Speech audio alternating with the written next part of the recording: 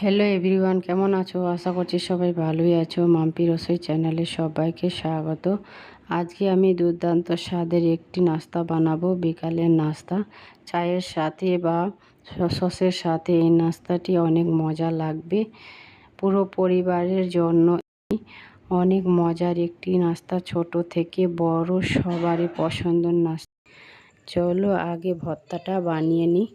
এখানে বন্ধুরা 3টা সিদ্ধ আলু নিয়েছি, তারপরে একটা সিদ্ধ ডিম নিয়েছি। গ্রাইন্ডারের সাহায্যে ভালোভাবে ডিমটাকে আমি ঝুরি ঝুরি করে কেটে নিলাম। দেখতেই পাচ্ছ এভাবে কেটে নিয়েছি আমি। তারপরে বন্ধুরা এতে আমি অ্যাড করব গাজর, কেটে রেখেছিলাম আমি। তারপরে হাফ টুকরো পেঁয়াজ, তারপরে কটা কাঁচা লঙ্কা, তারপরে অ্যাড করেছি আমি রসুনের কটা কোয়া। এতে বন্ধুরা দুর্দান্ত স্বাদ আনার জন্য আমি হাফ টুকরো লেবু দিয়েছি। তারপরে জিরে গুঁড়ো হাফ টিস্পুন, লঙ্কা গুঁড়ো হাফ টিস্পুন, ধনে গুঁড়ো হাফ টিস্পুন, তার হলুদ গুঁড়ো হাফ টিস্পুন, লবণ স্বাদ মতো দিয়ে এটাকে ভালোভাবে আমি হাত দিয়ে মেখে একটা ভর্তা বানিয়ে নিয়েছি। তারপরে বন্ধুরা এখানে আমি 2 কাপ ময়দা নিয়েছি, তারপরে স্বাদ মতো নুন দিয়েছি, তারপরে 2 চামচের মতো সাদা তেল দিয়েছি। এটা দেওয়ার পরে হাত দিয়ে মেখে এটা ভালোভাবে মাখতে হবে, যাতে তেলটা ভালোভাবে ময়দাতে অ্যাড হয়। এখন আমি এটা কি একটু একটু পানি দিয়ে ভালোভাবে একটা ডো বানিয়ে নেব। দেখতে পাচ্ছ বন্ধুরা, একটু একটু করে পানি দিতে হবে। এটাকে এখন আমি একটা ডো বানিয়ে নিয়েছি। তারপরে আমি 2 মিনিটের মতো ঢাকনা দিয়েছি বন্ধুরা। এখন আমি ঢাকনাটা তুলে একটা লিচি নিয়ে একটুখানি আমি পাতলা করে একটা রুটি বানিয়ে নেব বন্ধুরা। দেখতে পাচ্ছ, যাতে বেশি রুটিটা মোটাও না হয়, যাতে বেশি পাতলাও না হয়, মিডিয়াম সাইজের একটা রুটি বানাতে হবে। দেখতে পাচ্ছ এইভাবে আমার রুটি বানানো হয়ে গেছে। তারপরে বন্ধুরা আরেকটুখানি ছোট্ট করে একটু লিচি নিতে হবে। তারপরে এটাকে আবারও পাতলা করে বেলে নিতে হবে।